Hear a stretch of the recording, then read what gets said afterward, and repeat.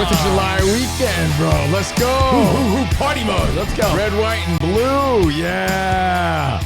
And that's Yankee Doodle Boy, Rich Davis. Covino and Rich, Overpromised, episode 99, our bonus pod. Again, we're on Monday through Friday, Fox Sports Radio, 2 to 4 on the West, 5 to 7 on the East. Maybe you heard us filling in for the DP show this week. Yeah. But it's a pleasure to be here. And I call him Yankee Doodle Boy because, well, he is. A lot of people don't know this fun fact about Rich Davis. But his first TV appearance was as Yankee Doodle Boy.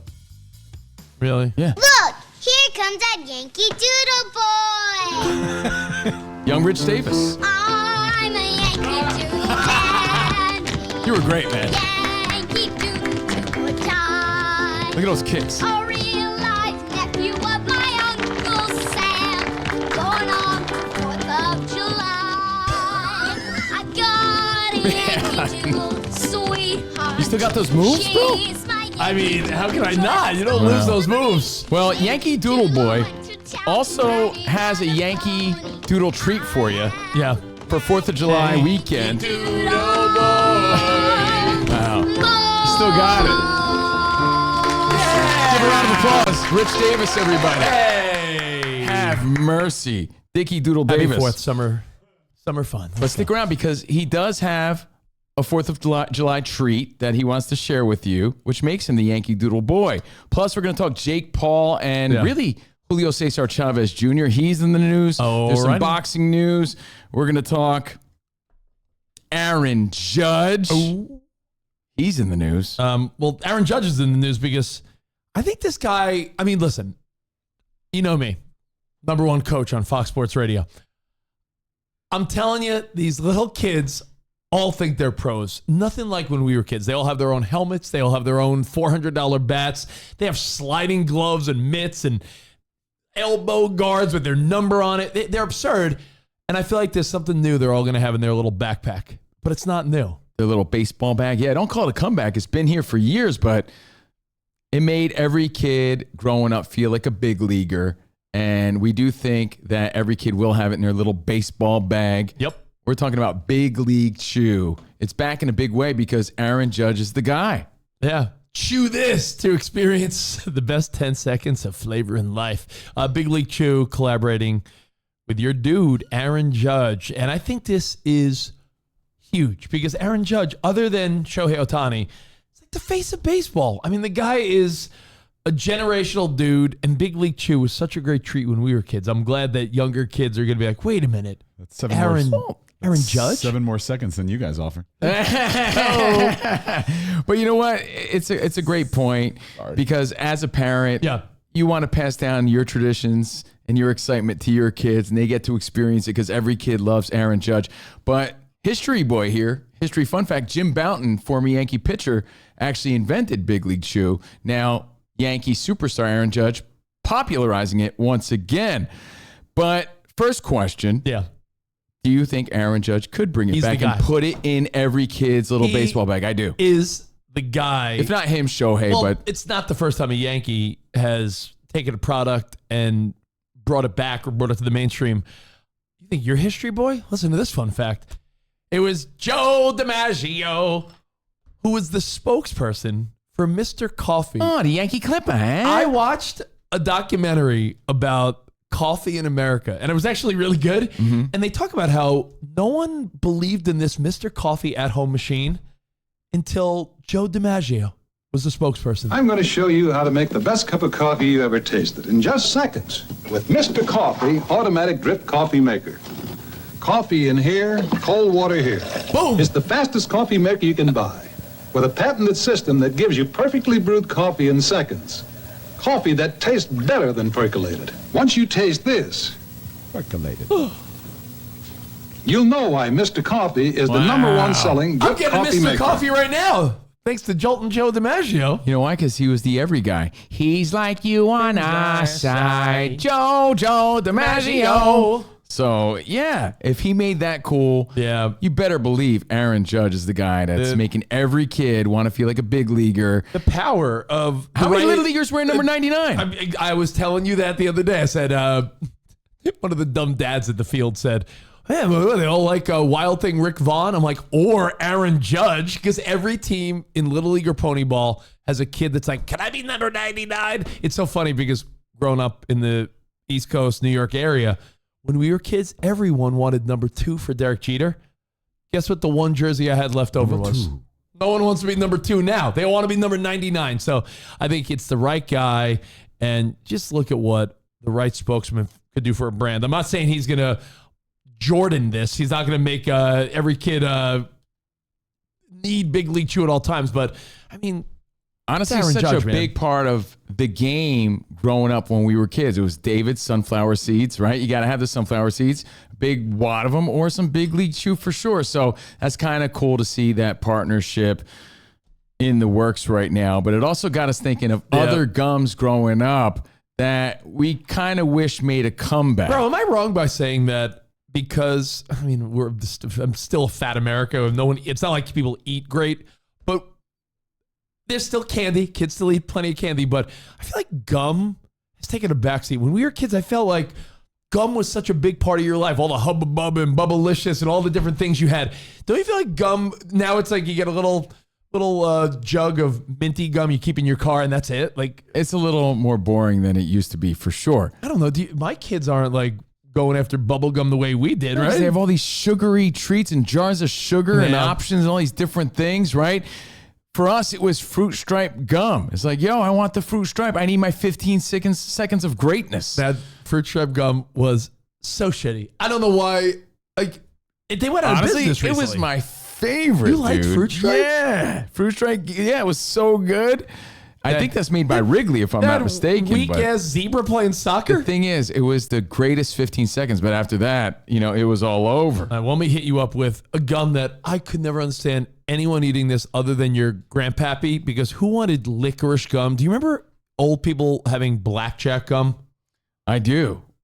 I don't know why anyone would want that. You're right. So I don't need that to come back. It's just fun to reminisce about. Little old school gum licorice. Here is memory unlocked. If you remember going to the local sporting goods store, right? Before you bought everything on Amazon, you'd go to Moe's or Herman's or, well, Dick's is still around. Yeah, what Dick's else? is still there. Yeah. Sports Authority. Yeah. Right? You'd leave your local sporting goods store, and right at the register, they would have like some wristbands or something sporty, a water bottle. But they would have Gator gum all the time, which it might still exist, but I never see it. Gator it's still gum around. I feel like it's. But my mouth waters thinking about it. And they had the red one and the orange one. They had Quench gum too. Quench was like the one with electrolytes or whatever too. Quench gum was always good. Right there at the register at your local. It has electrolytes. Herman's. We Are Sports. So yeah, those sporting gums. And if you want to bring up Grandpappy gum, grandma's always had those grandma strawberry candies in their purse. My tita always had like jelly packets in her purse, but she also always had, Esteban, do you want chiclets? Oh, chiclets. Oh, not chiclets. Chiclets, bro. Yeah. The chiclets went out. They went out of business in 2016, dude. Chiclets were also in... Bring them back. They were also in candy machines at the supermarket. Remember you turn the thing and you'd get a little handful of chiclets? Let me hit you up with one that I know it still exists, but... Again, this came out when we were kids, and I don't see any kids walking around with bubble tape. Remember bubble tape? Of course. You know where you find this, though? You're right. It's hard to find, but it's at like the old-time candy shop sort of thing. Like the dollar store has stuff like this. It's hard to find, but it's still around. But yeah, kids are sort of off the bubble gum, and they're on to other things. What was the gum that would, pardon me, it would jizzed in your mouth? Go on.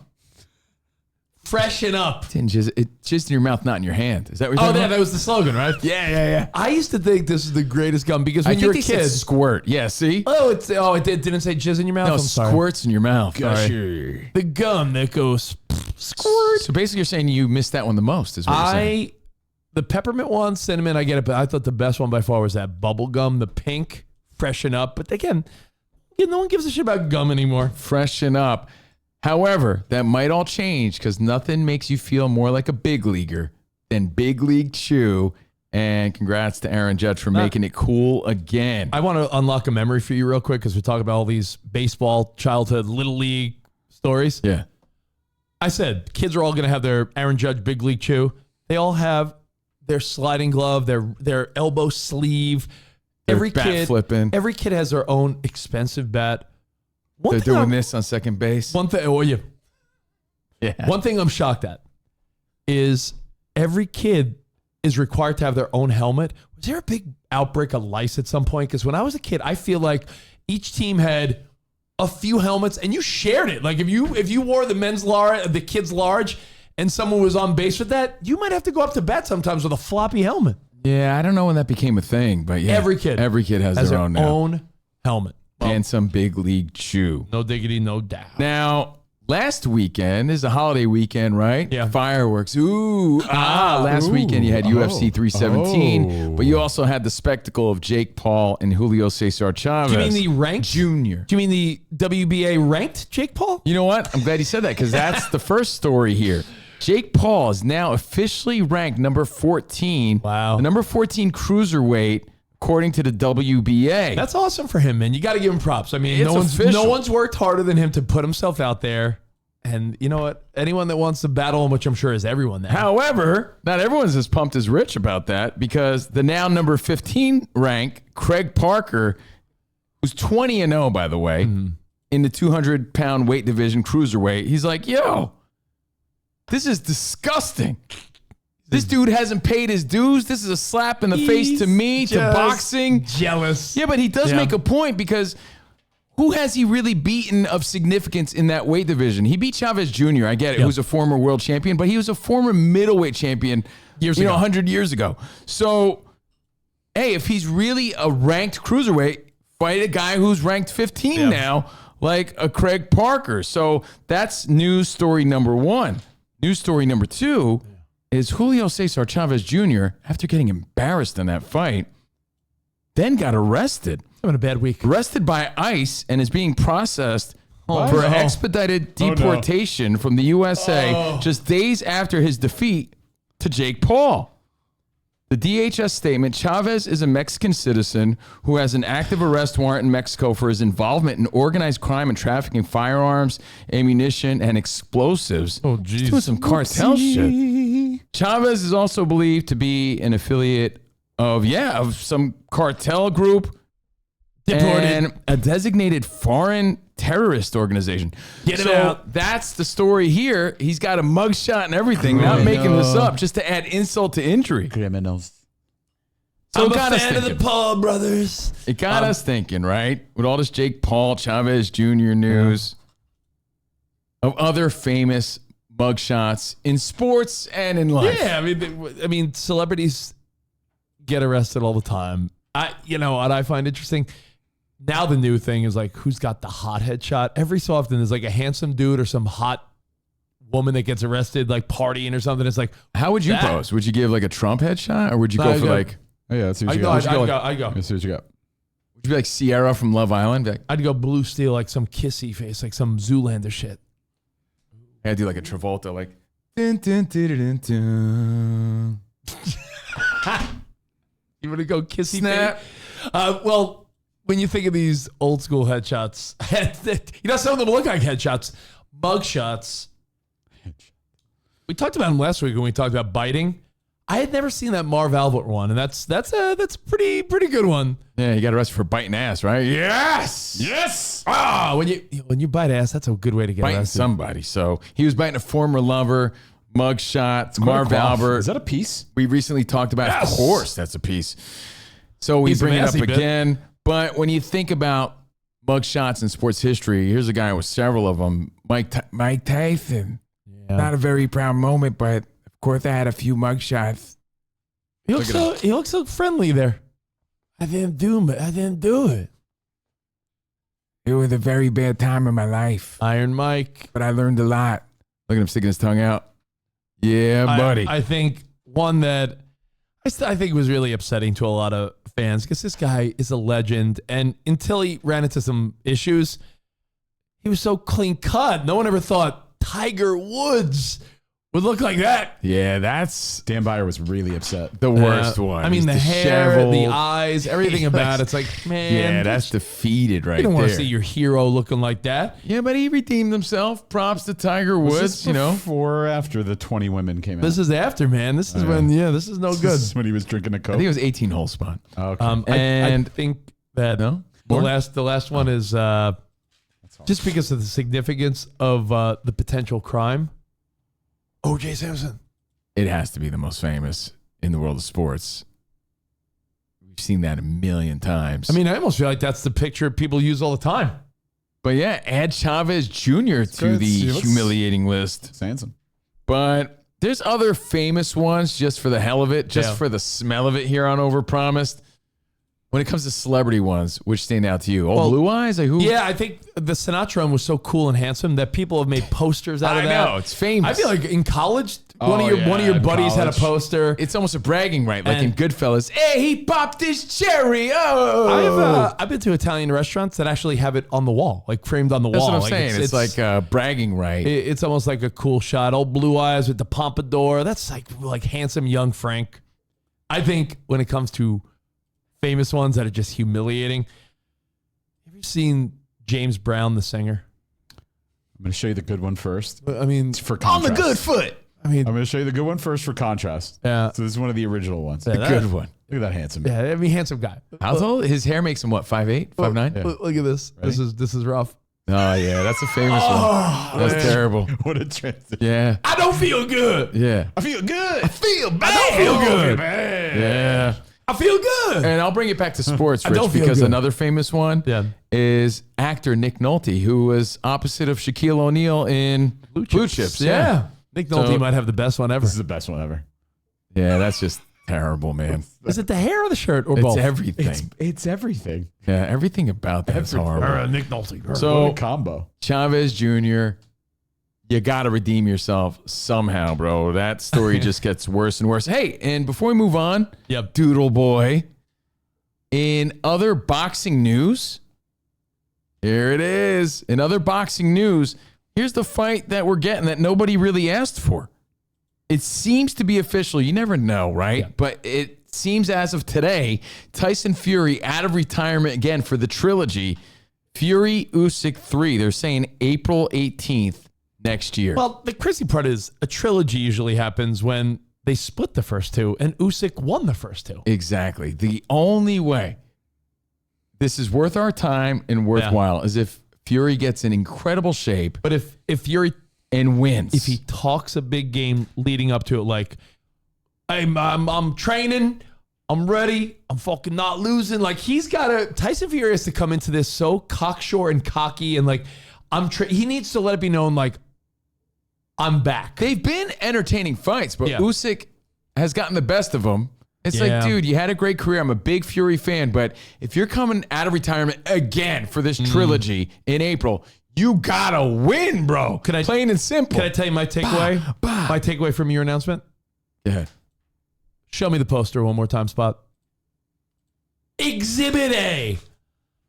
Usyk's so fucking boring that the challenger is the poster and Usyk's in the background. Like, me too. Yeah. Like- I mean, he's a great fighter. No, he's but just not Usyk is as colorful. Yo, but he's a Usyk- wild dude. He's a cool dude. Is going to be one of those guys that arguably, when all said and done, could very well be like one of the greatest heavyweights of the last 50 plus years, but he doesn't have that pizzazz, that Tyson Fury swag, because look at the poster. Tyson Fury's like, I'm back. And it's like, you mean the undefeated champion's behind him? Like, I'm the undefeated champion. And man, not I'm only back that, here." he, back to Jake Paul, he's more of a cruiserweight than Yeah. he is a heavyweight, and he still beat Tyson Fury. Usyk, not that big of a guy, but a hell of a boxer. Did AI So, make this? I don't know, man. I hope it's not true because we really don't need that fight, but whatever. Well- Keep you posted. Now, we started off this show headed into 4th of July weekend. It's here. 3 de Julio, calling him Yankee Doodle Boy. I'm a Yankee Doodle dandy. Well, I want to give everyone a little tip as we get into the 4th of July weekend. Is Joey Chestnut, our dude who you saw in Overpromised like a month ago. Joey Chestnut going for 80 hot dogs tomorrow as he returns to the Nathan's hot dog eating contest. So good luck to our boy Joey Chestnut, number one. Number two, don't fucking blow your fingers off. Every year, 15,000 injuries related to fireworks. So don't be the jabroni dope that's like drinking, sipping back on all your cocktails and you start lighting off fireworks. Remember to back it up, Terry. Is that what you're saying? Remember to back it up, Terry. Spot, can we end the show with Back It Up, Terry? I'll see if Is that possible? Have it on Because standby, Spotty. Nothing makes me be happier. Be safe. Enjoy the fireworks, but don't blow yourself up in the process. Put it in reverse. Leave Terry, it for the Grucci brothers. Back it up. Before we back it up with Terry. Yeah. And wish everyone a happy 4th of July. Have a great cookout. Enjoy the weekend. Green egg, Traeger, whatever you're smoking your meats on, burgers, dogs, have a great one. But if you need a dessert, a treat that is like a no-fail, you can make them non-alcoholic for the kids. Mm-hmm. You can make them alcoholic for the adults. Make sure you separate them. Doodle, Dandies. You might say to yourself, Rich, what the fuck is a Dicky Doodle Dandy? Well, this video, I made this video like 5 years ago because you're going to see my little daughter in it. My daughter is like a grown girl now. She's 8 years old. That's how much tradition is involved in this here, right? Tradition for me goes back 10 years. This is how famous his Dicky Doodle Dandies are. And let me just say, I've brought these Dicky Doodle Dandies to New York City. Hit. I've served them out here in California. Hit. I've brought these to the river in Texas. Hit. No fail, huh? No matter where, city, suburbs, country life, fucking Dicky Doodle Dandies. I'll go step by step in the tutorial, but essentially what it is, it's a Jell-O shot inside a strawberry. I want you to take a look at the making Wow. of a Dicky Doodle Dandy. Take a look. God bless America. You ready for Dicky Doodle Dandies? Let's go.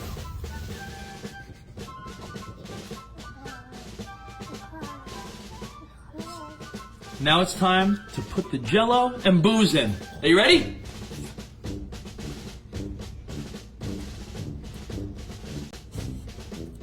Don't eat the products.